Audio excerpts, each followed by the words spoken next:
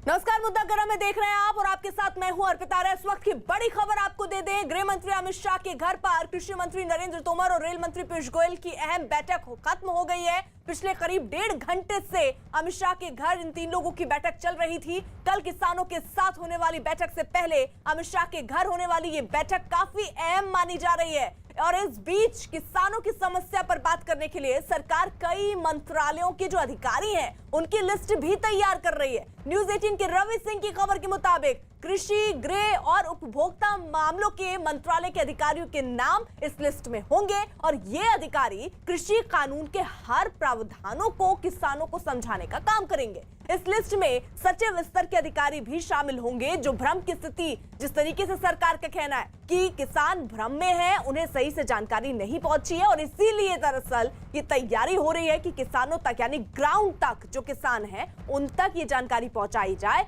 कि ये जो सुधार किए गए हैं कानून में वो दरअसल उनके लिए, उनके हित के लिए ही है और इसीलिए देखिए अधिकारियों की बाकायदा ये लिस्ट बनाई जा रही है। इसी के साथ साथ बैठकों का दौर भी शुरू हो चुका है। अमित शाह के घर पर किस तरीके से अब से थोड़ी देर पहले ही ये बैठक खत्म हुई है। नरेंद्र तोमर वहां पर मौजूद थे, पीयूष गोयल वहां पर मौजूद थे और साथ ही साथ बहुत सारे नेता बताए जा रहे हैं जो पंजाब से भी जुड़े हुए हैं बीजेपी के, वो भी वहां पर मौजूद थे और बातचीत से रास्ता निकाला जाए इसका यही कोशिश दरअसल सरकार की है। और कल भी देखिए मुलाकात होनी है। रवि हमारे साथ जुड़ चुके हैं इस वक्त और अपडेट के साथ। रवि, खत्म हो गई ये बैठक, किस तरीके की रणनीति होगी सरकार की? बिल्कुल बिल्कुल, देखिए अमित शाह के घर पर जो बैठक चल रही थी वो 1.5 घंटा से ऊपर बैठक रही है और जिसमें पीयूष गोयल और नरेंद्र सिंह तोमर दोनों ही मंत्री थे। इसके अलावा पंजाब के भी सीनियर नेता इसमें शामिल हुए बताए जा रहे हैं। दोनों नेता अभी बाहर निकले हैं और बैठक खत्म हो चुकी है। 1.5 घंटा से ऊपर बैठक की। इस बैठक का क्या आउटकम है अभी नहीं निकल पाया है कि आखिर में क्या निष्कर्ष निकला। हालांकि उन मुद्दों पर ही जो स्ट्रेटजी क्या बनाई जाए, क्योंकि एक दिन के बाद यानी कि कल जो बैठक होनी है किसान नेताओं के साथ में विज्ञान भवन में, उन पर किस तरीके की स्ट्रेटजी बनाई जाए, सरकार का रुख क्या हो और किसानों की किन किन बातों को मानने की कोशिश और उनको कैसे समझाया जाए, इन तमाम मुद्दों पर ही चर्चा हुई है। और इस बीच में सरकार ने उन तमाम अधिकारियों को भी लिस्ट तैयार कर रही है जिससे कि वो जो सीनियर लेवल के अधिकारी हैं, चाहे कृषि मंत्रालय से या दूसरे मंत्रालय से हैं, वो अधिकारी इन किसान संगठनों के से जुड़े हुए नेताओं को समझाने की कोशिश करेंगे, अलग अलग क्लॉज समझाने की कोशिश करेंगे कि ये सरकार ने जो कानून सरकार लेके आई है वो उन्हीं के फायदे के लिए है। ठीक है रवि, आप नजर बनाए रखिए, पल पल के अपडेट हम आपसे लेते रहेंगे। इस बीच किसानों के आंदोलन की वजह से दिल्ली, हरियाणा और दिल्ली यूपी के जो बॉर्डर हैं वहां पर काफी दिक्कतों का सामना खासतौर पर आम लोगों को करना पड़ रहा है। किसान वहां पर डटे हुए हैं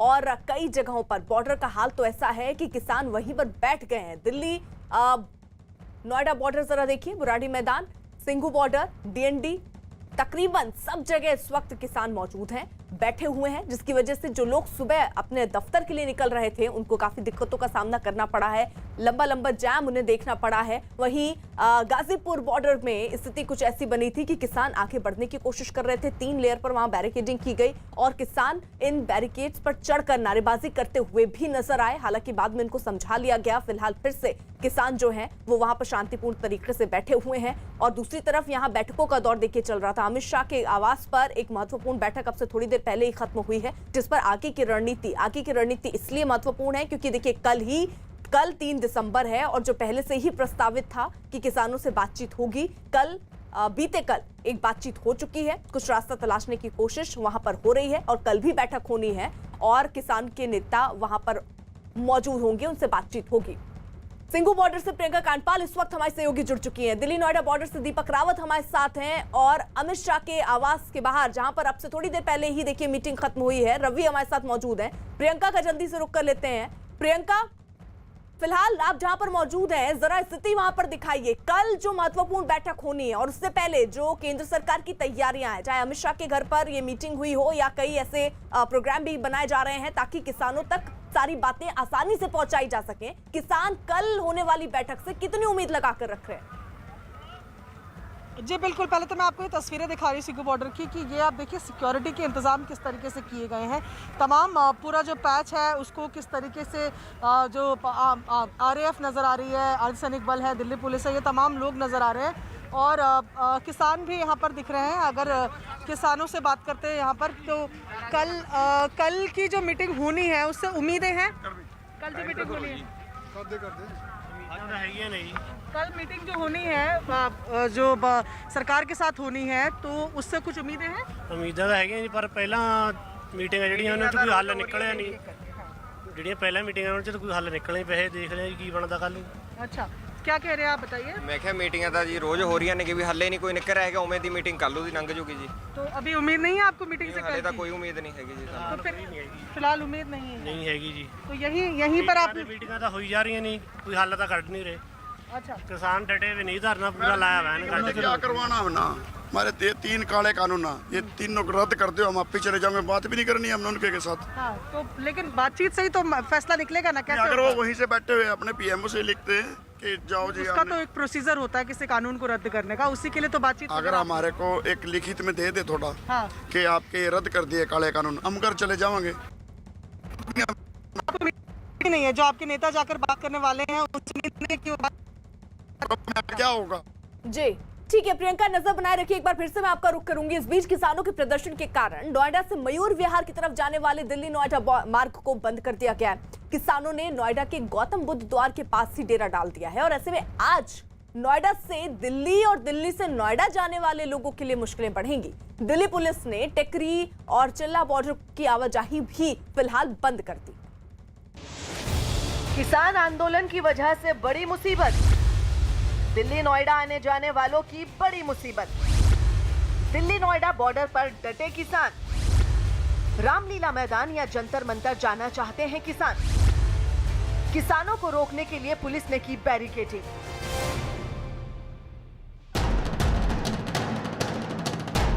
कामकाज के लिए दिल्ली और नोएडा आने जाने वाले जब सुबह घरों से निकले तो दिल्ली नोएडा बॉर्डर पर गौतम बुद्ध की मूर्ति के पास उनका स्वागत पुलिस की बैरिकेडिंग ने किया। जहां एक तरफ पुलिस के जवान और अर्धसैनिक बल नजर आए तो दूसरी तरफ किसानों का हुजूम। प्रदर्शन के लिए दिल्ली के रामलीला मैदान या जंतर मंतर पर जाने की जिद पर अड़े किसानों ने जब बुराड़ी जाने के विकल्प को नकार दिया तो इसका असर कामकाज के सिलसिले में रोज आने जाने वालों पर पड़ा। जिस सड़क पर गाड़ियां फर्राटे से दौड़ती दिखती, वहां बीच सड़क पर आड़ी तिरछी खड़ी ट्रैक्टर और अलाव जलाकर ठंड भगाते किसान नजर आने लगे। ये रास्ता हमने नहीं बंद किया है, हम लोग दिल्ली में प्रवेश चाहते थे, लेकिन जैसे ही हम यहाँ पर पहुँचे तो तुरंत दिल्ली पुलिस ने यहाँ जो है ये बैरिकेडिंग कर और जो रास्ता बंद कर दिया। और माननीय राष्ट्रीय अध्यक्ष जी का हमारे फिर यह आदेश हुआ कि हम लोग यहीं बैठेंगे और बीच सड़क में बैठेंगे, किसी को इधर से उधर हम लोग नहीं जाने देंगे। दिल्ली को नोएडा से जोड़ने वाली मुख्य सड़क का ऐसा अंजाम हुआ कि लोगों की परेशानी बढ़नी ही थी। परेशानी बढ़ी तो जैम के अंदेशे को भांपकर तय वक्त से पहले ही दफ्तर के लिए निकलने वालों के स्वागत के लिए जैम तैयार हो गया। अशोकनगर की तरफ वैकल्पिक राह लोगों ने पकड़ी तो सुबह 9 बजे से पहले ही जैम की झलक मिलने लगी। दिल्ली नोएडा बॉर्डर पर किसान बैठ गए हैं, इस वजह से पुलिस ने बैरिकेडिंग कर दी है। पुलिस की बैरिकेडिंग की वजह से जो मुख्य रास्ता है दिल्ली बॉर्डर का, वहां पर इस वक्त पूरी तरह से रास्ता बंद है और उसकी वजह से जो दूसरे रास्ते हैं, जो वैकल्पिक रास्ते हैं, उस पर ट्रैफिक जैम हो गया है। इस वक्त ये अशोकनगर की तस्वीरें हैं जहां पर लोग दिल्ली की तरफ से नोएडा जाने की कोशिश कर रहे हैं और सारा ट्रैफिक जो है वो डाइवर्ट कर दिया गया है। इस तरफ से अब लोगों को निकलना पड़ रहा है, रास्ता काफी सकरा है और परेशानी जो है वो लोगों की बढ़ती जा रही है। यानी जिसका अंदेशा था वही हुआ। दिन चढ़ते चढ़ते सड़कों पर हर तरफ जैम नजर आने लगा। किसानों के तेवर देख दिल्ली पुलिस कई रास्तों पर आवाजाही रोकने को मजबूर हो गई। दिल्ली पुलिस के मुताबिक सिंघू बॉर्डर को दोनों तरफ से बंद कर दिया गया और टिकरी झरोंडा के साथ ही झटीकरा बॉर्डर को भी आवाजाही के लिए रोक दिया गया। यही नहीं, लामपुर, ओचंदी और दूसरे छोटे बॉर्डर भी बंद कर दिए गए। नोएडा लिंक रोड पर चिल्ला बॉर्डर को भी किसानों के प्रदर्शन की वजह से बंद कर दिया गया। दिल्ली पुलिस की तरफ से बताया गया कि झड़ौदा, डासना, धारूला, जैतकारा, बादूसरी, कापासेड़ा, राजोकरी और दिल्ली नोएडा चिल्ला बॉर्डर पर किसानों का प्रदर्शन जारी है। मंगलवार शाम को ही अलीगढ़, हाथरस, आगरा और गौतम बुद्ध नगर जिले के सैकड़ों किसान नोएडा में चिल्ला बॉर्डर पहुंच गए। शाम करीब 4:30 बजे किसानों ने चिल्ला बॉर्डर पर धरना देना शुरू किया और यातायात जाम कर दिया। किसानों का कहना है कि जब तक जंतर मंतर पर जाने की इजाजत नहीं मिलेगी वो रास्ता नहीं छोड़ेंगे। चिल्ला बॉर्डर पर किसानों के आंदोलन को देखते हुए इसे बंद कर दिया गया है। लोगों को इस रूट से बचने और नोएडा के लिए दूसरे वैकल्पिक मार्ग लेने की सलाह दी गई है। प्रशासन की बात और सील कर दिया तो हम तो रोड पर बैठ जाएंगे, पर जब लोग ना जावे, जब लोग सरकार ना मान लेगी हमारी बात। कुछ यही हाल सिंघू बॉर्डर का नजर आया। किसानों के प्रदर्शन की वजह से यहां भारी संख्या में पुलिस बल भी नजर आया। दीपक रावत हमारे साथ मौजूद हैं। दीपक, यहाँ जो जाम की स्थिति से लोगों को दो चार होना पड़ रहा है, उससे निपटने के कोई प्रबंध हुए हैं क्या? अभी तक जो रास्ता है, मुख्य रास्ता है जो गौतम बुद्ध मूर्ति के पास का है, वो अभी भी बंद पड़ा हुआ है क्योंकि यहाँ पर किसान बैठे हुए हैं और ये हटने का नाम नहीं ले रहे हैं। लेकिन जो वैकल्पिक रास्ते हैं, जो आसपास से जो रास्ते निकलते हैं, वो अभी खुले हुए हैं, इसलिए वहाँ से ट्रैफिक को निकाला जा रहा है। और ये तस्वीर हम आपको लगातार दिखा रहे हैं दिल्ली नोएडा बॉर्डर की, किस तरीके से एक तरफ बैरिकेड की, एक तरफ पुलिस की और रैपिड एक्शन फोर्स की तैनाती है, तो वहीं दूसरी तरफ किसान जो हैं वो लगातार यहाँ पर बैठे हुए हैं। किसानों से जब पूछा जाता है कि वो ऐसे कब तक बैठे रहेंगे, तो उनका कहना है कि जब तक उनकी मांग पूरी नहीं हो जाती है। ये तमाम लोग यहाँ पर इनसे बातचीत कर रहे थे। बाबा, कहाँ से आए? मथुरा से। आप कब तक रहेंगे? आपकी वजह से लोग भी परेशान हो रहे हैं। जब तक हमारी मांगें पूरी नहीं होंगी, सरकार नीचे को नमन नहीं करेगी, तब तक हमारा कोई भी आदमी यहाँ से उठ के नहीं जाएगा। और कम से कम 10,000 की तादाद में अभी आदमी आ रहे हैं। तो जो लोग बात कर रहे हैं आपके नेता, तो वो बात तो कर रहे हैं ना, तो घर पे बात कर रहे हैं भाई साहब। आप बताइए, आप सरकार से बात कर रहे हैं। मैं मीडिया सर कोई नहीं कर रहा है। कितने कल बुलाया था, कल फिर बुलाया, क्या फायदा हुआ बुलाने का? कल फिर बुलाया, ऐसे ही बुला, बेवकूफ बना रहे क्या? शाम को 3 बजे या वो ग्राउंड में, उधर चलो बराड़ी ग्राउंड में। ये सरकार परेशान कर रही है भाई साहब। हम किसी से कुछ कह रहे हैं? रास्ता बंद करके क्या हल निकल किया है? किसने किया रास्ता बंद? सरकार ने किया, हमने तो किया नहीं। हम तो शांति से जा रहे थे जंतर मंतर में, हमें किसी से कुछ नहीं कहना। अब भी जा रहे हैं और अब भी जा रहे हैं। और भी लोग हैं जो यहाँ पर बैठे हुए हैं, उनसे बात करने की कोशिश करते हैं। भाई साहब, कब तक बैठे रहेंगे यहाँ पर? जब तक हमारी समस्याओं का समाधान नहीं होगा और जब तक समर्थन मूल्य के बारे में कानून नहीं बनाया जाएगा और ये किसान जो 3 बिलियन को वापस नहीं लिया जाएगा। समस्या का समाधान तो बात करके ही होगा ना। बात तो हो रही है, आपके नेता जो लोग हैं वो मिल के आ रहे हैं। जो राष्ट्रीय अध्यक्ष हैं ठाकुर भांतराज जी या उनके प्रतिनिधि, उनको कोई सम्मिलित नहीं किया जाएगा, तब तक हम लोग अपनी जगह पर आ जाएंगे। तो और भी लोग यहाँ पर बैठे हुए हैं, कब तक रहेंगे यहाँ पर? कब तक बैठे रहेंगे? जब तक फैसला नहीं होगा। ऐसा कैसे होगा? जब बात हो रही है तो बात तो हो ही रही है। बात हो रही है, अभी कोई फाइनल रिपोर्ट नहीं आई। हम पीछे नहीं हटेंगे, चाहे हमें 6 दिन हो जाए, कितना टाइम हो जाए, अपना खाना। ठीक है, यानी एक बात तो देखिए दीपक, बिल्कुल साफ दिख रही है कि किसान डटे रहने वाले हैं, वहां से हटने को तैयार नहीं, और साथ ही साथ ये भी कह रहे हैं कि कुछ और लोग भी हैं, यानी और किसान भी है जो पहुंच रहे हैं वहां पर। आप दोनों रहिए साथ। देखिए, किसानों के आंदोलन का आज 7वां दिन है, लेकिन पहले ही दिन से किसानों के आंदोलन में कुछ ऐसे चेहरे नजर आए जिनकी मौजूदगी पर सवाल उठने लगे हैं। और ये कहा जा रहा है कि इन सामाजिक कार्यकर्ताओं और नेताओं का किसानों के आंदोलन से कोई लेना देना नहीं है, लेकिन फिर भी ये वहां पहुंचे हैं, जिस पर अब सवाल उठ रहे हैं। ऐसे चेहरों में नर्मदा बचाओ आंदोलन से जुड़ी मेघा पाटकर, शाहीन बाग में सीएए विरोधी प्रदर्शन का चेहरा रही दादी यानी कि बिल्किस बानो, आम आदमी पार्टी से अलग होकर अपनी राजनीतिक जमीन तलाश रहे स्वराज इंडिया के योगेंद्र यादव, भीम आर्मी के चंद्रशेखर शामिल हैं। साथ ही किसानों के आंदोलन में जेएनयू के छात्रों की मौजूदगी पर भी सवाल उठ रहे हैं। बुराड़ी में हम मौजूद हैं। बुराड़ी में जो प्रोटेस्ट चल रहा है उसका स्वरूप ये होता है कि पहले यहाँ पर सुबह में लंगर होता है और उसके बाद ये किसान जो है पंचायत अपनी लगाते हैं। यहाँ देखिए, अभी लंगर की तैयारियाँ लगातार चल रही हैं, किसानों से ज़रूर रिएक्शन लेते हैं। सर, ये बताइए कि जो आपका प्रोटेस्ट चल रहा है लगातार 7वां दिन है, लेकिन कुछ ऐसे चेहरे भी सामने आ रहे हैं, योगेंद्र यादव हों, मेधा पाटकर हों, या शाहीन बाग की दादी भी कल पहुँची थी, तो इससे कहीं आंदोलन भटक तो नहीं जाएगा आपका? कुछ लोग फायदा उठाने की कोशिश कर रहे हैं आपके? नहीं, कोई आई जावे कोई ना आई जावे। सियासी बंदे ਨੂੰ ਅਸੀਂ ਸਟੇਜ ਤੇ ਨਹੀਂ ਚੜ੍ਹਨ ਦਿੰਦੇ, ਨਾ ਅਸੀਂ ਸਿਆਸੀ ਬੰਦੇ ਨੂੰ ਬੋਲਣ ਦਾ ਮੌਕਾ ਦਿੰਦੇ ਆ। ਫਿਰ ਆਪਣਾ ਸਾਡਾ ਪ੍ਰੈਕਟਿਸ ਭੜਕੂਗਾ ਕਿਵੇਂ? ਅਸੀਂ ਜਦੋਂ ਕੰਮ ਹੀ ਸਾਰਾ ਜਥੇਬੰਦੀਆਂ ਨੇ ਕਰਨਾ। राजनीतिक दलों से इतर योगेंद्र यादव है, मेधा पाटकर है, शाहीन बाग के कुछ एक्टिविस्ट हैं, वो पहुंच रहे हैं, तो इससे ये मोदी विरोध का तो नहीं? नहीं, कुछ नहीं होगा। जो भी करना, हमें कोई फर्क नहीं पड़ता। अच्छा, कोई आई जाए, आ जाए तो चला जाएगा, हमें कोई फर्क नहीं पड़ता। क्या मांग है? आप नहीं तो किसान का बस वही 3 ऑर्डिनेंस, वही मुद्दा है और कोई नहीं हमारा। देखिए, ये यहाँ पर किसानों का साफ तौर पर कहना है कि राजनीतिक दलों को अलग रखा गया है और अगर कोई आता है प्रोटेस्ट में शामिल होने तो उससे फ़र्क नहीं पड़ता। कुछ और भी किसान हमारे साथ यहाँ देखिए बैठे हैं, उनसे हम बात करते हैं। सर, ये बताइए कि क्या अब आगे किस तरह की रणनीति रहेगी? आगे जो आगू है वही करेंगे जी। अच्छा। हाँ, असी तक। लेकिन कुछ एक्टिविस्ट भी आपके धरने में आ रहे हैं, ऐसा लग रहा है कि वो अपना चेहरा चमकाने की कोशिश कर रहे हैं, मेधा पाटकर, योगेंद्र यादव जैसे लोग। उसको नहीं ਅਸੀਂ ਸਾਡਾ ਤਾਂ ਆਪਦਾ ਹੀ ਹੈ आपका अपना मुद्दा है। हाँ। देखिए ये यहाँ पर जो हाँ। जो मतलब के विरोधी पालती है अच्छा भड़काने पर साड़ा किसी नाल लेना देना नहीं। किसान का अपना मुद्दा है। देखिए यहाँ पर साफ तौर पर अलग अलग राय निकल कर आ रही हैं। कुछ कह रहे हैं कि हमें कोई मतलब नहीं, हमारा अपना सीधा मुद्दा है जो किसान जो कृषि कानून है उन्हें सीधे तौर पर वापस लिया जाए।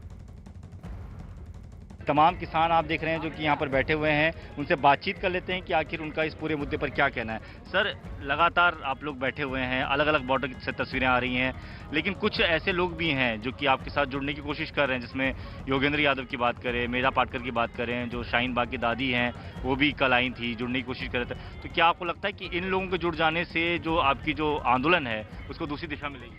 हम किसी पार्टी का बस सहयोग नहीं चाहिए, हम केवल किसान हैं, किसान ही रहेंगे, हमें किसी की आड़ नहीं चाहिए, समझे। और जब तक यहाँ पर कोई मंत्री या मोदी जी यहाँ पर नहीं आएंगे तब तक धरना हमारा जारी रहेगा। लेकिन अगर राजनीतिक पार्टियों से जुड़े लोग अगर आते हैं या कोई दूसरा किसान संगठन से हट के कोई दूसरा संगठन आता है, न तो हमें राजनीतिक पार्टी की जरूरत, न किसी देश के किसी प्रकार के नेता की जरूरत।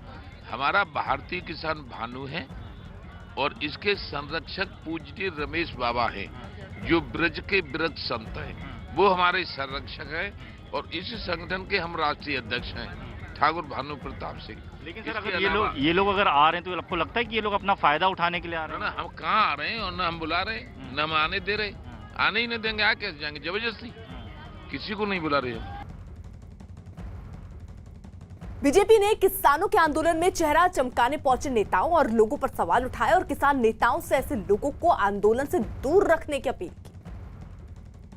ये भी देखा गया है कि सडनली जो एक प्रोटेस्ट शुरू हुआ था, अब उसमें ऐसे लोग भी शामिल हो रहे हैं, चाहे बिल्किस बानो हो, चाहे वो चंद्रशेखर हो, कई सारे ऐसे लोग जो कि हमेशा से ही सरकार की खिलाफत करते आए हैं नीतियों की, अब वो भी इकट्ठा हो रहे हैं एक साथ। आखिर जो किसानों का जो आंदोलन था वो अब वाकई किसानों का आंदोलन रहा है या नहीं रहा है? देखिए, मैं लगातार ये कह रहा हूँ कि कुछ इस प्रकार का लोग हैं जो लगातार प्रधानमंत्री मोदी जी का विरोध करते हैं। उनको किसी भी कीमत पे प्रधानमंत्री मोदी जी का विरोध करना है। वो टुकड़े टुकड़े गैंग के लोग हैं, वो सीए के प्रोटेस्ट पे इकट्ठे किए हुए, झूठ बोलकर इकट्ठे किए हुए बरगलाए हुए लोग हैं, जहाँ उनके नेता हैं, जहाँ अब किसान आंदोलन में इस प्रकार के लोग कूद गए हैं। वो बिल्किस बानो हैं, चंद्रशेखर रावण हैं, वो योगेंद्र यादव हैं। मुझे समझ लगता है ये जब जरूरत पड़ती है वैसी टोपी पहन लेते हैं, कभी मुसलमान की टोपी पहन लेते हैं सीए प्रोटेस्ट के समय में, कभी किसान की टोपी पहन लेते हैं। मैं पूछता हूँ योगेंद्र यादव का किसानी से क्या लेना देना? कुछ लेना देना नहीं। सिर्फ एक अपने आप को फार्मर लीडर का टैग लगाकर बोला हम फार्मर हो गए। बोले कभी खेती की है, कितनी ज़मीन है, कितनी खेती है? सारी जिंदगी तो वो सोनिया गांधी के उसमें कोठरी में रहे हैं, आज वो राजनीति कर रहे हैं खेती के नाम पर। किसी भी काम पर, किसी भी नाम पर मोदी जी का विरोध करना है, इसलिए वो सबके सब लोग कूद जाते हैं। और किसानों से बातचीत सरकार कर रही है और वो सरकार उसमें कामयाब होगी। सरकार की सीधी बातचीत किसानों से हो रही है, परंतु मैं भी चाहूँगा किसान यूनियन के नेताओं से कि आप कृपा कर ऐसे लोगों को दूर रखें और ऐसे लोगों को अपने जो एजुटेशन है उसको कब्जा मत करने दें। कि आप लोगों का किसानों का मंच है, किसानों के मंच में लगातार आप लोगों का 7वां दिन आज है और किसानों के मंच पे कुछ ऐसे दल भी अब आने लगे हैं, जैसे मेधा पाटकर आई, योगेंद्र यादव आए अपना पॉलिटिकल लाभ लेने के लिए। तो आप लोगों को क्या लगता है कि ये कहीं ना कहीं आपके मंच को खराब है? जो पॉलिटिकल लोग हैं हम उनका समर्थन नहीं ले रहे। जहां पर सिर्फ किसान लीडर हैं, किसान ही हमारे मंच पर बोलेंगे। हम जो किसी भी पॉलिटिकल पार्टी से संबंध रखता है, जो सिर्फ अपने फायदे के लिए 2020 वोटों के लिए आ रहा है ना, हम उनको जहां पर नहीं बोलने देते। ये सिर्फ किसानों का मंच है जहां किसान ही बोलते हैं स्टेज पे। टिकरी बॉर्डर पर जैसे कुछ लोग आए थे, कल सिंगू बॉर्डर पर भी बिल्किस बानो पहुंची थी, शाहीन बाग में जो प्रोटेस्ट कर रही थी वो भी आपका समर्थन करने के लिए पहुंची थी, क्योंकि राजनीतिक लाभ कहीं ना कहीं किसानों के मंच की आड़ में लिया जा रहा है। हाँ, ये तो बात सही है। आप जो कहते हैं पंजाब में भी बड़ी बड़ी रैलियां की जा रही हैं कांग्रेस पार्टी वालों, भावें आप होवे कोई भी अकाली पार्टी वालों, पर जो लोग जहां आए हैं सिर्फ किसान यूनियन के कहने पर, किसान यूनियन के अंडर वो ही लीड कर रहे हैं और कोई नारा नहीं लगा रहे, सिर्फ किसान यूनियन जय किसान जय जवान का नारा ही चल रहा है। आप लोग ऐसे लोगों को मंच साझा करने दे रहे हैं क्या, जो लोग इस तरह से नहीं करने देते। मंच पे हम कोई शासन नहीं करने देते। जो पॉलिटिकल लोग हैं जहाँ पर सिर्फ किसान और जो किसान की हिमायत में सोशल वर्कर या किसी भी संस्था से आते हैं लोग, जहाँ पर हेल्प करते हैं, हम उनको दे देते हैं, बाकायदा इनको नहीं देते जो पॉलिटिकल लोग हैं। दीपक हमारे साथ मौजूद हैं। दीपक, क्या वहां पर बैरिकेडिंग और लगा दी गई है? किसान आगे बढ़ने की कोशिश कर रहे हैं, जरा ये अपडेट दीजिएगा। और साथ ही साथ ये जो चेहरे पहुंच रहे हैं किसानों के आंदोलन में, इसको लेकर किसान क्या कह रहे हैं? अर्पिता, यहाँ की अपडेट आपको दे दूं, यहाँ पर थोड़ी देर पहले कुछ किसान जो है वो बैरिकेड तोड़ के आगे बढ़ने की कोशिश कर रहे थे, क्योंकि उनके जो नेता हैं लगातार उनको संबोधित कर रहे हैं। उनका साफ तौर पर ये कहना था कि हमें जंतर मंतर जाना है, हमें रामलीला मैदान तक जाना है, लेकिन पुलिस जो है वहाँ जाने नहीं दे रही है। सिर्फ ये कह रही है कि बुराड़ी के मैदान तक जाएंगे। लेकिन जो कुछ और किसान यहाँ पर थे, उन्होंने उनको समझाया, उन्होंने कहा कि ऐसी हरकत ना करें, इस तरीके से बैरिकेड ना तोड़ें, आगे ना बढ़ें। आप सामने देखिए कि पुलिस भी एक्टिव हो गई है, रैपिड एक्शन फोर्स भी एक्टिव हो गई है, क्योंकि कुछ किसानों ने बैरिकेड पर चढ़ने की भी लगातार कोशिश की थी। थोड़ा आगे चल के बात करने की कोशिश करते हैं कि उनके नेता जो है वो क्या कह रहे हैं। आप आगे जा रहे थे क्या? आगे बढ़ने की कोशिश कर रहे हैं क्या? हाँ, सब बढ़ेंगे तो हम भी बढ़ेंगे सब। आप बताइए कहाँ बैरिकेड तोड़ने की कोशिश कर रहे थे अभी आप? किस लिए हम जाना चाह रहे हैं? ना, हम जाएंगे जंतर मंतर। भाई ये प्रशासन ने बैरिकेड लगाई हैं, वो हटाएंगे हम जाएंगे, नहीं हटाएंगे हम आराम से बैठेगा। हम आगे जा रहे हैं क्या? आगे जाना है जी, जंतर मंतर जाना है, मोदी जी को सूचित करना है। थाली बहुत बजा ली, दीप बहुत जला लिए। अब किसानों का नंबर आया है, किसानों को जो 3 काले कानून है इनको वापस लिया जाए। कुछ जो दूसरे संगठनों के लोग जो आपसे जुड़ने की कोशिश कर रहे हैं, चाहे वो योगेंद्र यादव हों, मेगा पाटकर हों, ये जो जुड़ रहे हैं, तो आपको लगता है कि इनको जुड़ना चाहिए आपके लोगों के साथ, या आपका आंदोलन जो है भटक रहा है? किसी के पार्टी संबंधित नहीं है। हम किसान हैं और अपने अन्न पैदा करते हैं, तो हम ये चाहते हैं कि सरकार हमारी जल्द से जल्द मांग सुने। लेकिन वो लोग तो आ रहे हैं ना, वो तो कह रहे हैं कि हम लोग आपके साथ। राजनीतिक दल है हमारा, राजनीतिक दल है, हमें किसी राजनीति से कोई लेना देना नहीं है। हमें तो अपनी मांग है, या ये सरकार जो है हमसे ये कहे कि ये किसान नाजायज कर रहे हैं, या आप ही कहो हमें, आप जवाब दो। आपके माध्यम से मैं कह रहा हूँ, ये किसान नाजायज मतलब जो मांग कर रहे हैं अपनी, इनको जो दंड देना है वो दे सकते। किसान अर्पिता लगातार ये कह रहे हैं कि अब ये बैरिकेड तोड़कर वो आगे जाना चाहते हैं, क्योंकि उनको लगातार यहाँ पर रोका जा रहा है। तो कोशिश आगे बढ़ने की है फिलहाल किसानों की। ठीक है दीपक, आप रहिए साथ। वहीं किसान आंदोलन से जुड़ी इस वक्त देखिए बड़ी खबर आ रही है। दिल्ली बॉर्डर से जहां धरने पर बैठे पंजाब और हरियाणा के किसानों के समर्थन में यूपी के भी कुछ किसान संगठनों ने आवाज बुलंद करने का ऐलान किया है। इस बीच सिंघू और टिकरी बॉर्डर पर किसानों को आगे बढ़ने से रोकने के लिए प्रशासन ने पुलिस के साथ बड़ी संख्या में अर्धसैनिक बल भी तैनात कर दिए।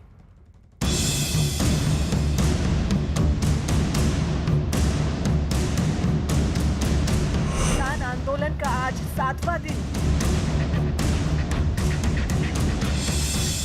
दिल्ली के चारों तरफ किसानों का डेरा।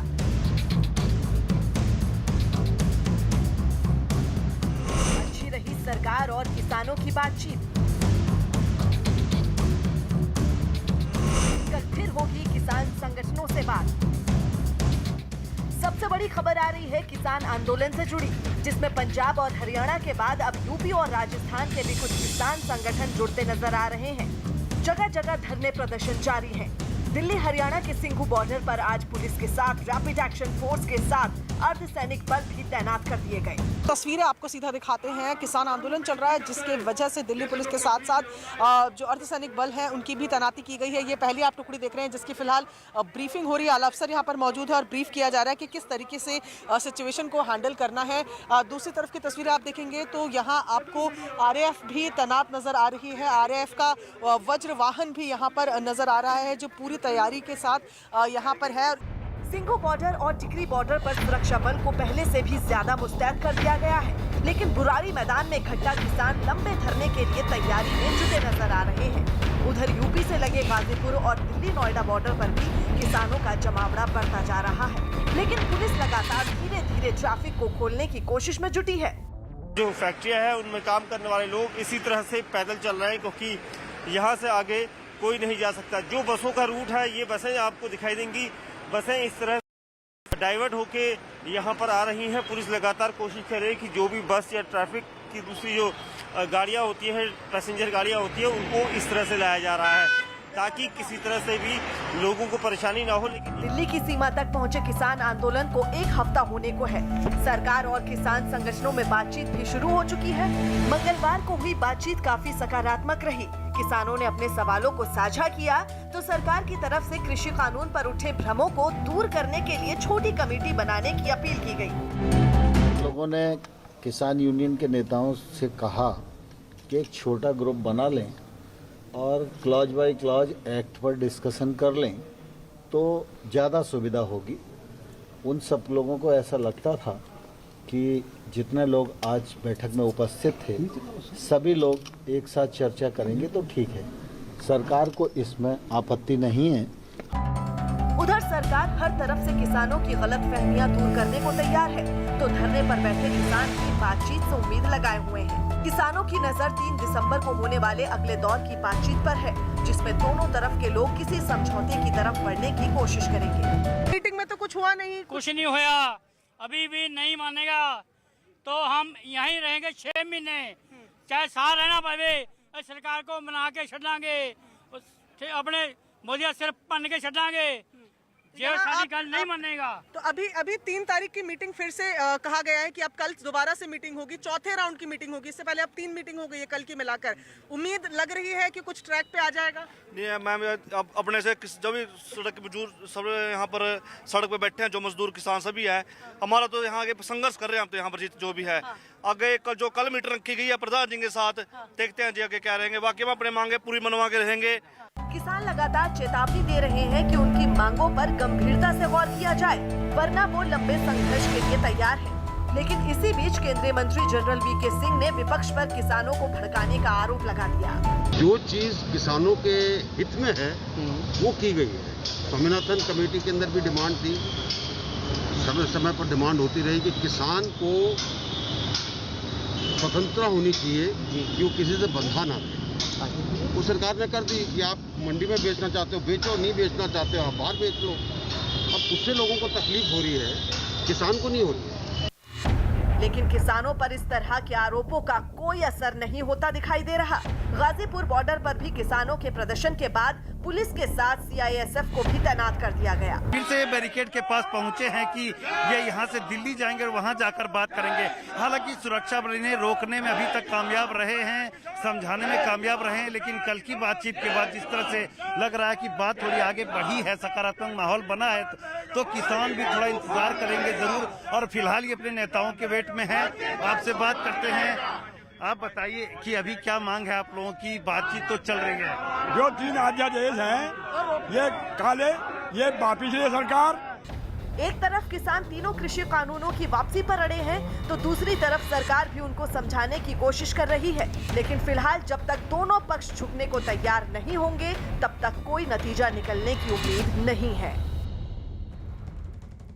प्रियंका हमारे साथ मौजूद है। प्रियंका, देखिए सरकार की ये कोशिश है कि बीच का कोई रास्ता निकले। इसके लिए देखिए कल भी मुलाकात हुई थी और कल भी होनी है। इसी के साथ साथ एक टीम भी बनाई जा रही है जो किसानों के बीच पहुंचने वाली है और उनको बताने वाली कि ये जो कानून है ये आपके फायदे के लिए। प्रियंका, इस पर किसानों की राय लीजिए, वो क्या कह रहे हैं? क्या वो जो सरकार की तरफ से नुमाइंदे पहुंचेंगे वहां पर उनसे बात करेंगे? जी बिल्कुल, यहाँ पर जो किसान खड़े हैं उनसे बात करते हैं। ये बताइए कि सरकार भी कह रही है कि हम अपने लोगों को भी भेजेंगे बात करने के लिए और कल मीटिंग भी है, इतनी तैयारी सरकार कर रही है, तो आप लोग किस तरीके से देखते हैं इसे? सरकार तो जी एक तरह की आप ये कह रहे लॉलीपॉप ही दे रही है, कोई तैयारी नहीं कर रही सरकार। कल भी सदे कल की करया, चाह पानी नहीं पहुँचते थे, कोई गल तो नहीं उन्होंने करी मदद।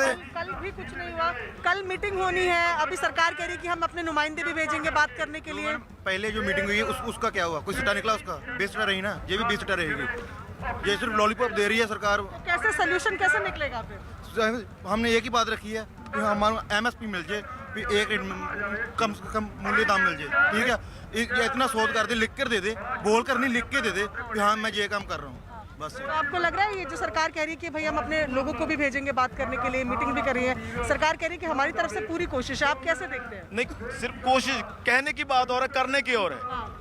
कहने और करने में जमीन आसमान का फर्क है। जो किसान होता है वो किसी भी देश की बैकबोन होती है, रीढ़ की हड्डी जिसको। अगर किसी इंसान की रीढ़ की हड्डी टूट जाए तो वह डिसेबल हो जाता है और चल फिर नहीं सकता। अगर किसान मर गया तो पूरी जो मजदूर है, जो छोटे दुकानदार है, सभी मर जाएंगे। बड़ी कंपनी का जो दबदबा बना रहेगा तो गरीब जो रोजमर्रा की जिंदगी में अपना कमा कर खाता है, अपने बच्चों का पेट पालता है, वो कहाँ से करे? किसान जो है वो रीढ़ की हड्डी है, ना सिर्फ समाज के लिए, देश के लिए भी। आपको उम्मीद लग रही है, अभी आज सरकार कह रही है कि कुछ नुमाइंदे भेजते हैं बात करने के लिए, कल भी मीटिंग हो रही है, तो किस तरीके से देखते हैं? अभी नहीं उम्मीद है। अच्छा, कैसे निकलेगा हल? हल निकलेगा बहुत जोर से, 5-6 मीटिंग हो गया जाए। अच्छा, एक कल चौथी मीटिंग तो है ही। चौथी मीटिंग है, डुप्लीकेट मीटिंग है। जब तक इसके ना सीटू आने लिया जाएगा, अजय तो 2 स्टेट लड़ती है, हरियाणा पंजाब, अजय तो यूपी बिहार वैसे भी बॉर्डर पे किसान अब आना शुरू हो गए हैं। राजस्थान सारे बॉर्डर को इसको घेरेगा, फिर इसको मानेगा। तो ये देखिए तमाम लोग जो यहाँ पर हैं वो कह रहे हैं मीटिंग तो इससे पहले भी हुई है और बेनतीजा रही है, तो बहुत ज़्यादा उम्मीदें इन्हें मीटिंग से नहीं है। हालांकि चाहते हैं कि मामला ऐसे ही शांत हो जाए, क्योंकि जिस तरीके से लगातार किसानों का आना लगा हुआ है, पंजाब से किसान आ रहे हैं, लखनऊ से भी अब जो यूपी के किसान है वो आ रहे हैं, तो इनका कहना है कि इनकी मांगे बिल्कुल सामने हैं, सरकार उन मांगों को माने और ये यहाँ से हट जाएंगे। बिल्कुल प्रियंका, रहिए आप हमारे साथ। देखिए, किसान आंदोलन की वजह से अब आम लोगों को एक और बड़ी परेशानी से 2-4 होना पड़ सकता है। किसान आंदोलन की वजह से दिल्ली के ज्यादातर जो बॉर्डर हैं वो बंद है, जिसकी वजह से आसपास के राज्यों से सब्जियां लेकर दिल्ली आने वाले जो ट्रक हैं उन्हें रोक दिया गया है। इसकी वजह से दिल्ली के ओखला और आजादपुर सब्जी मंडी में कम सब्जियां पहुंच रही हैं। दुकानदारों का कहना है कि सब्जियां कम आने की वजह से उनके दामों में बढ़ोतरी हो सकती है। वहीं अलवर से लाकर मंडी में रखे गए प्याज की कीमतों में भी गिरावट आ रही है, क्योंकि हरियाणा और पंजाब के ग्राहक तक ये प्याज नहीं पहुंच पा रही। हम इस वक्त मौजूद हैं आजादपुर मंडी में। दरअसल दिल्ली के अलग अलग सीमाओं पर किसान आंदोलन चल रहा है। ऐसे में मंडी में इसका क्या असर पड़ रहा है, ये समझने के लिए हम एक प्याज की आड़त पर पहुंचे हैं। मैं आपको पहले दिखाऊं कि यहाँ पर इन आड़त पर किसान अपनी प्याज लेकर आता है। प्याज के दामों में इस आंदोलन का क्या असर पड़ा है, बिक्री पर या ख़रीद पर क्या असर पड़ा है, ये पहले हम आड़ती जो है उनसे समझते हैं। नीरज शर्मा है हमारे साथ बातचीत करने के लिए। सर, प्याज देख रहे हैं, प्याज है, आंदोलन जो चल रहा है उसका क्या कुछ असर पड़ रहा है किसी भी चीज़ का? बहुत ज़्यादा असर पड़ा है यहाँ पे।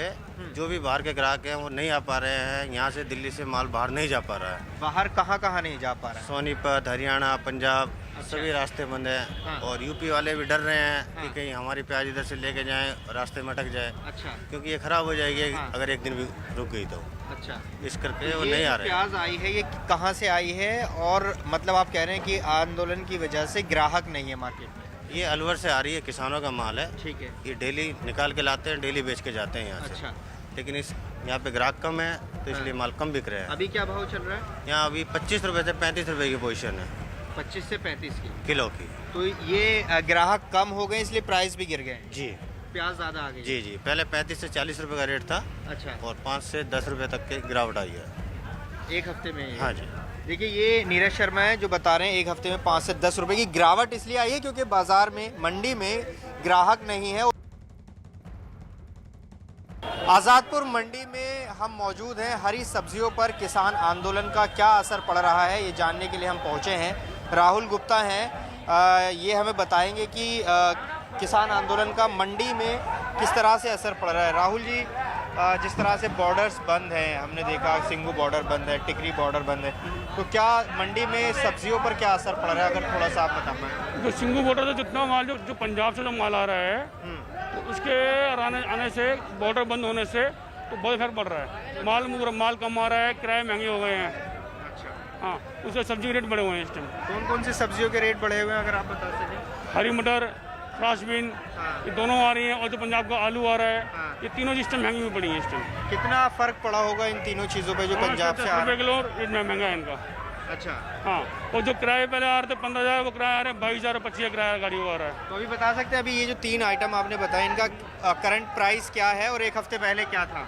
पहले इनका प्राइस था 25 रुपये, इस टाइम रेट है इनका 35-40 रुपये। हाँ, फ्रांसबीन का। अच्छा। हाँ, और जो मटर है उनका पहले प्राइस था 30 रुपये किलो, इस टाइम रेट चल रहा है 38 से 40 रुपये। अच्छा। और आलू? आलू का सर इस टाइम इतना आलू बिक रहा है 1500 से लेकर 2000 तक। पहले था 12-1300। दिल्ली की सीमाओं पर देश का किसान बैठा है। उसकी वजह से आज़ादपुर मंडी में जो फल और सब्जी की आवक है उस पर लगभग 50% का फ़र्क पड़ा है। आम तौर पर आम दिनों में यह 12,000 टन के आसपास फल और सब्जी मंडी के अंदर आते थे, जो अब घटकर लगभग 6,000 टन रह गया है। तो मैं केंद्र सरकार से गुजारिश करता हूं, उनसे मांग करता हूं कि अपनी हठधर्मी छोड़े और तुरंत देश के किसानों से बात करे, देश के किसानों के साथ वार्ता करे और उनका हल निकाले। दीपक हमारे साथ मौजूद हैं। दीपक, कुछ किसान भी आपके पीछे देखिए नजर आ रहे हैं, जरा उनसे पूछिए कि उनके लिए भी बहुत दिक्कतों का भरा ये मौसम ठंड का है, कोरोना चल रहा है और साथ साथ आम लोगों को भी दिक्कत हो रही है वहां से गुजरने में। सब्जियों के दाम भी अब बढ़ते हुए दिख रहे हैं। इन सब पर किसान क्या कह रहे हैं? किसान का साफ तौर पर कहना है कि वो तब तक बैठे रहेंगे जब तक उनकी मांगें जो हैं वो नहीं मानी जाती हैं, चाहे उनको कितनी परेशानी हो। हालांकि दूसरों को परेशानी है ये भी वो लोग बखूबी समझते हैं। बात कर लेते हैं, आप लोग कब तक इस तरीके से बैठे रहेंगे? अभी तो आप बैरिकेड तोड़ने पर उतारू हो गए थे। ऐसा है, हम बैरिकेड तोड़ने को उतारू नहीं थे। हम तो चाह रहे हैं कि रोड खुले और जनता की परेशानियां कम हो, किसान अपने गंतव्य पर पहुंचे, जंतर मंतर पहुंचे, सरकार जल्दी हमारी तरह से आपकी परेशानी हल हो जाएगी। हमारी क्यों, जनता की परेशानी हल करना चाह रहे हैं और वहाँ पहुंच के हमारी समस्या का समाधान करे सरकार। भाई बैरिकेडिंग का मतलब है आप हटाइए, रोड को चालू कराइए। जो आम पब्लिक को भी परेशानी हो रही है, नौकरी वालों को, तो लोग तो सोच रहे होंगे किसानों ने जाम लगा रखा है, इसलिए हम इस बैरिकेडिंग को हटाने की मांग कर रहे हैं। आप बताइए कब तक बैठे रहेंगे? काफी समय तक, जब तक ये नहीं सुनेंगे तब तक बैठे रहेंगे। अच्छा, आपको परेशानी नहीं हो रही बैठ के? नहीं, कुछ नहीं। क्या परेशानी होगी हमें? जब इन्हें हमें क्या परेशानी है फिर? कोई परेशानी परेशान कर रहे हैं, हम तो भूखे मर रहे हैं। ये क्यों लगाया? हम अपने जा रहे हैं, अपनी मांग मांगते वहाँ पे जाके। बताओ, हमें कोई टेंशन तो नहीं। तो जो सरकार की तरफ से बातचीत हो रही है उसको लगता नहीं कि आपको कि वो एक सही दिशा में जा रहा है, उस पर बात होनी चाहिए? सरकार पे हमें भरोसा नहीं है। सरकार जुमलेबाजी करती है और धोखा दिया जाता है हमें। हम ये चाहते हैं कि हमारी समस्याओं का समाधान हो जाए। जो 3 बिल पास किए हैं वो वापस कर लिए जाएं। समर्थन मूल्य जो सबसे कम मूल्य है उसका हमें लिखित में कानून बना दिया जाए और किसान आयोग का गठन किया जाए।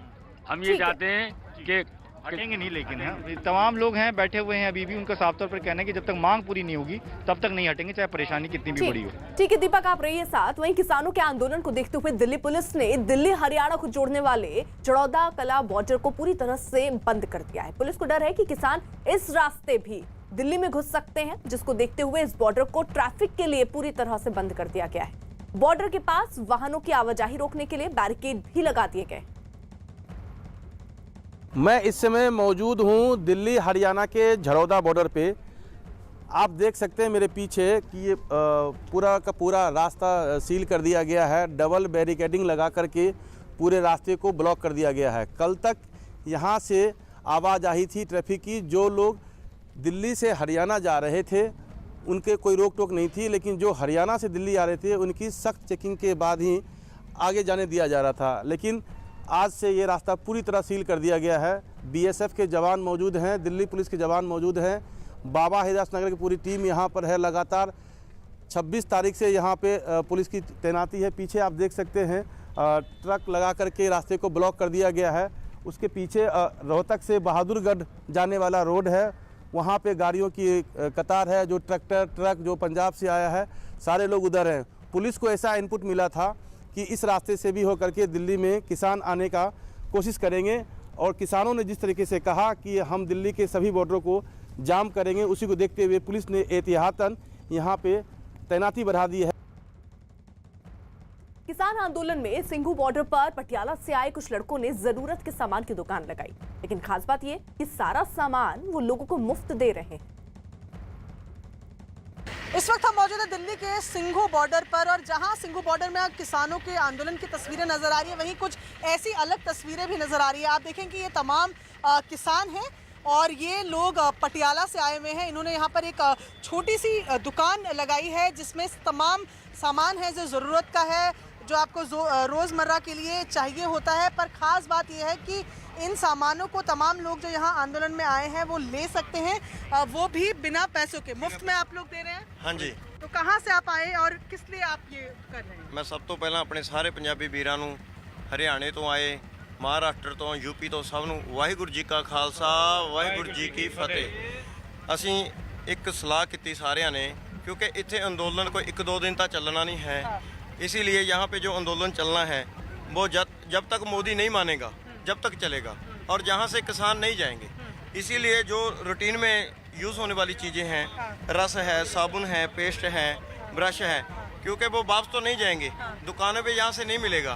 तो हमने एक अर्थ से ये हमारे जो नौजवान सिख भाई हैं, इन्होंने एक सलाह करके ये दुकान लगाई है और ये दुकान तब तक चलेगी जब तक मोदी नहीं मानेंगे। यहाँ पर आप देखें कि आप जो तमाम रोज़ के लिए जो सामान चाहिए होता है, ब्रश है, साबुन है, पेस्ट है, ये कपड़े धोने का जो पाउडर होता है वो है, तमाम चीज़ें यहाँ पर है। और इनका कहना है कि आंदोलन क्योंकि लंबा चल सकता है, ऐसे में इनकी तैयारियां भी उसी हिसाब से है। तमाम लोग जो आंदोलन में हिस्सा ले रहे हैं उनको किसी भी चीज़ जैसे पानी की भी बोतल अगर चाहिए तो वो भी यहाँ से ले जा सकते हैं। और ये जो सेवा है ये मुफ्त में दी जा रही है, यानी कि इसके लिए कोई पैसा यहाँ पर नहीं लिया जा रहा।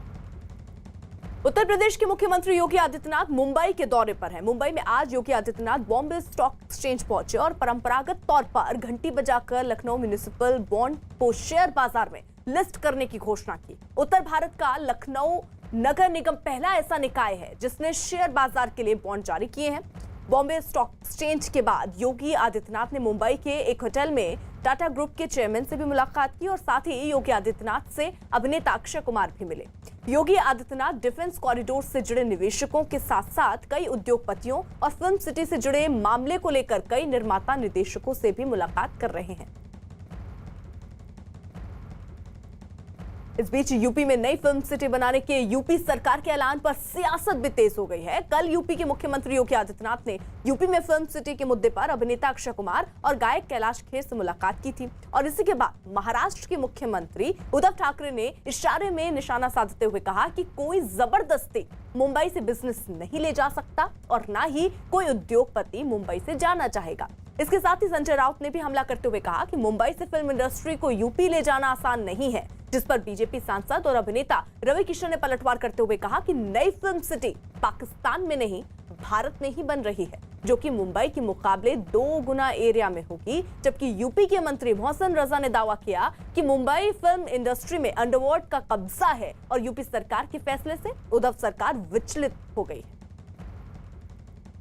ऐसा है कि आपको सबको पता है कि फिल्म इंडस्ट्री जो है मुंबई में गए 100 साल के ऊपर से एस्टेब्लिश है और इस प्रकार का यहाँ पे जो फिल्म इंडस्ट्री का माहौल है, मुझे लगता है नहीं कि इस प्रकार का बाहर के राज्य में कितना भी कोई प्रयास करे तो यहाँ पे जो सुविधा है फिल्म इंडस्ट्री को उतनी सुविधा बाहर के राज्य कोई दे सकता है करके यहाँ से बाहर फिल्म इंडस्ट्री जाने का कोई सवाल ही नहीं। मालूम नहीं, योगी जी तो मुंबई में आए हैं, साधु महाराज है हमारे। योगी है मुंबई के एक 5 स्टार होटल में एक बड़े कमरे में बड़े सूट में मैंने देखा वो बैठे हैं और अक्षय कुमार भी उनके साथ बैठे, शायद आम की टोकरी लेकर गए होंगे अक्षय जी। ठीक है ये छोड़ दीजिए, लेकिन मुंबई की फिल्म सिटी यहाँ से कोई लेके जाने की बात करती है तो मजाक है, इतना आसान नहीं होता। बहुत पुराना इतिहास है, हम सबका खून पसीना बहा है उसमें। उद्धव ठाकरे जी हों या संजय राउत जी हों, ये सब बहुत ज्यादा विचलित हो गए हैं जब से आदरणीय योगी जी ने अपने हमारे यहाँ उत्तर प्रदेश में फिल्म सिटी बनाने की एक घोषणा कर दी है और फिल्म सिटी बन रही है। उसको लेकर पूरा जो हमारा फिल्म जगत है वो बहुत उत्साहित है। जब वो कहीं जा रहे हैं, जिस तरह से वो आज मुंबई गए हैं और वहां पर तमाम कलाकार, फिल्म स्टार, निर्माता, निर्देशक उनसे मिलने आ रहे हैं। इसको देखकर ये घबरा रहे हैं क्योंकि इन्होंने कभी कोई सुरक्षा तो वहां दी नहीं है, क्योंकि अंडरवर्ल्ड के हाथों में फिल्म इंडस्ट्री को डाल रखा है। एक भव्य film studio film city Mumbai का 500 एकड़ में, वो 1000 एकड़ में, एक ऐतिहासिक, जहाँ पे आपको भी गर्व होगा। आपका भी स्वागत है, हम आपको न्योता देते हैं, आप भी आइए। वहाँ पे मराठी फिल्मों के लिए भी न्योता है, भोजपुरी, हिंदी, तमिल, तेलुगु, कन्नड़ा, बंगाली, सारी भाषाओं के लिए एक भव्य, आपको गर्व होना चाहिए कि वो भारत में बन रहा है। हम लोग पाकिस्तान में नहीं बना रहे हैं राउत साहब, तो आपको तो साथ देना चाहिए। हम लोग सब भारतीय लोग हैं, हम लोग को गर्व करना चाहिए।